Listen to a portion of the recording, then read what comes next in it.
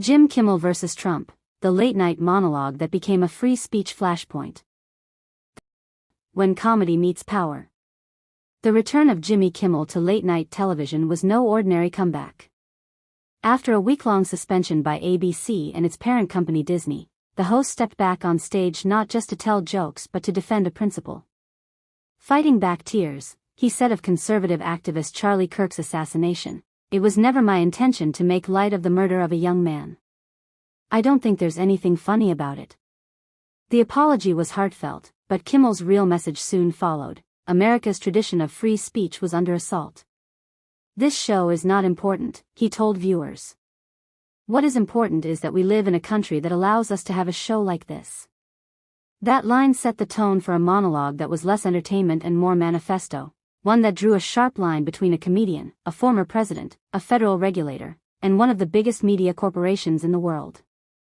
On September 17, Disney suspended Kimmel after backlash over his remarks about Kirk's killing. He had accused Republicans of misrepresenting the shooter's background for political advantage and compared Donald Trump's reaction to that of a 4-year-old mourning the death of a goldfish. For critics, this was insensitive mockery. For supporters, it was political commentary taken out of context. Disney, fearing damage to its brand, opted for suspension. The move silenced Kimmel, but it also turned him into a symbol. Trump's escalation. Trump seized on the controversy. Just before Kimmel's return, he warned, "I think we're going to test ABC out on this. Let's see how we do. Last time I went after them, they gave me $16 million." He was referring to his 2024 defamation lawsuit settlement with ABC News and anchor George Stephanopoulos. To Trump's critics, the comment underscored how he uses lawsuits and threats as weapons against media outlets. To his supporters, it was another sign he was holding biased networks accountable. The FCC's shadow.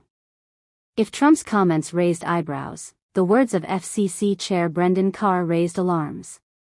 Carr warned networks, "We can do this the easy way or the hard way. These companies can find ways to change conduct and take action, frankly, on Kimmel, or there's going to be additional work for the FCC ahead." The implication was unmistakable. Networks that failed to rein in voices like Kimmel's could face regulatory retaliation. Legal scholars called it a troubling overreach, blurring the line between enforcing broadcast standards and suppressing dissent.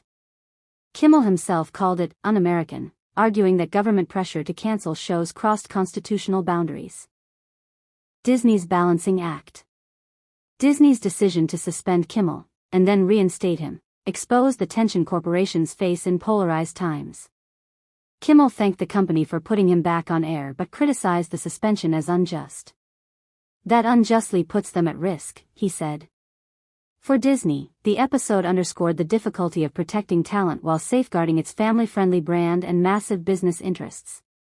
But reinstating Kimmel signaled that the company recognized the dangers of caving too far to political pressure. Journalism in the crosshairs. Kimmel used his platform to connect comedy's struggles with journalism's.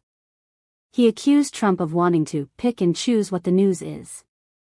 For him, the targeting of late-night shows was part of the same campaign that had branded reporters as enemies of the people and fueled defamation lawsuits against major outlets. The broader concern is the chilling effect. Large newsrooms can fight Trump in court, but smaller outlets and independent journalists may self-censor to avoid legal or regulatory trouble. In that environment, satire becomes more than humor. It becomes one of the last public spaces for unfiltered critique. A tradition of satire. From Mark Twain's barbs about Congress to Jon Stewart's nightly critiques of foreign wars, satire has long been central to American political discourse. But history shows that when governments fear laughter, they strike back. By defending his right to joke, Kimmel stood in a line of satirists who challenged power with humor. His warning, that silencing comedians is the first step towards silencing everyone, echoes lessons from countries where dissent has been criminalized. What's at stake? The Kimmel saga raises fundamental questions. Should corporations bend under political heat or shield their talent's expression? When does regulatory oversight become unconstitutional intimidation? And what does it mean for democracy if comedians and journalists alike fear retribution for criticism? For free speech advocates, the case is about more than one late-night show. It is a test of whether America still values the messy, often uncomfortable freedom to criticize leaders without fear of government punishment. Conclusion: a joke that wasn't funny, but still necessary.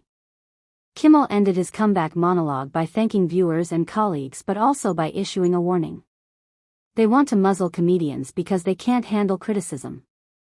They want to muzzle journalists because they can't handle the truth. That is not America. In that moment, comedy became something greater, a reminder that free expression is fragile and must be defended. Whether or not one agrees with Kimmel's original remarks, the larger fight he highlighted